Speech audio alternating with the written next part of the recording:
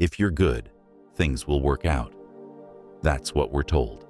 Be kind, be patient, be understanding, and somehow life will reward you for it. But look around. That promise doesn't match reality. Some of the kindest people you know are exhausted, overlooked, taken for granted. Not because they're weak, but because they're playing a game they were never taught the rules to. Good people don't lose because they lack strength. They lose because the world doesn't reward goodness by default. It rewards awareness, boundaries, and strategy. From a young age, good people are conditioned to behave. Don't talk back. Don't cause problems. Be the bigger person. Keep the peace. So they learn early that approval comes from compliance, and disagreement feels like danger. They grow into adults who listen more than they speak, who give more than they take, who apologize even when they're not wrong. They believe that understanding others will eventually earn understanding in return. It doesn't, because while good people are trying to be fair, someone else is learning how to win. Manipulative people don't overpower you. They position you. They don't seek truth. They seek advantage. They're not interested in mutual understanding. They're interested in outcomes. Good people assume everyone is playing the same game with the same morals and rules.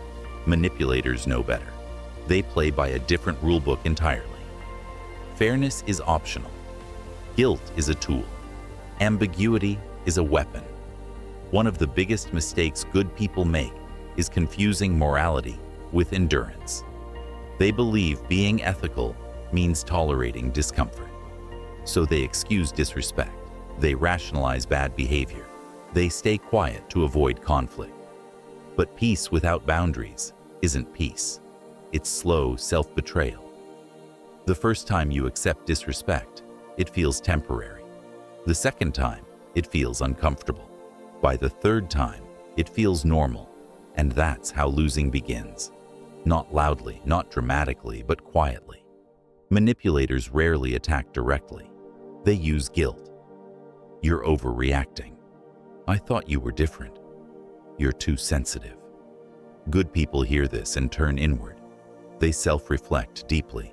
They ask, maybe I'm wrong. That ability to question themselves is a strength. But in the wrong hands, it becomes a weakness. Manipulators never ask that question. Over time, good people start doubting their instincts, their standards, even their reality. They become easier to guide, easier to pressure, easier to control. Honesty makes this worse. Good people believe honesty builds connection, so they reveal themselves fully. Their fears, their insecurities, their values, their intentions. To another good person, that builds trust. To a manipulator, it's data. Every fear becomes a lever. Every value becomes a pressure point. Soon, control doesn't require force. A tone shift is enough. A little distance, a hint of disappointment, and the good person adjusts themselves automatically. That's not love. That's conditioning. Good people don't walk away easily. They try harder. They explain more. They give more.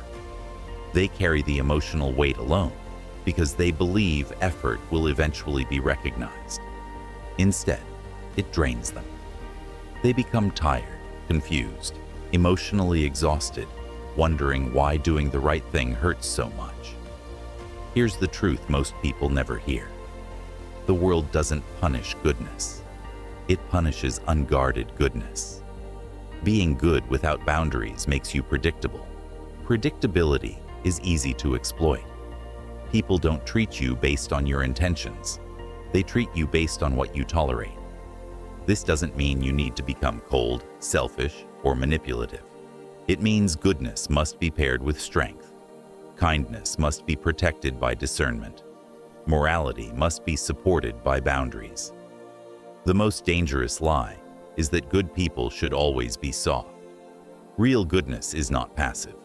It knows when to say no. It knows when to walk away.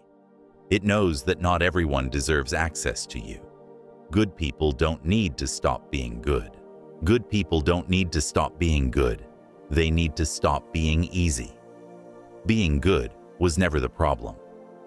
Being accessible without limits is. Being available to everyone. Explaining yourself to people who have already decided not to understand you. Giving second, third, and fourth chances to people who haven't earned the first. That's where good people lose. Because when you are easy to reach, easy to guilt, easy to pressure, you become easy to control. Not because others are evil, but because human psychology responds to what's allowed. People push where there is no resistance. They take where there is no consequence. They repeat what you forgive without boundaries.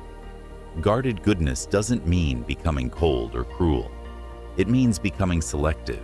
It means realizing that access to you is a privilege, not a right.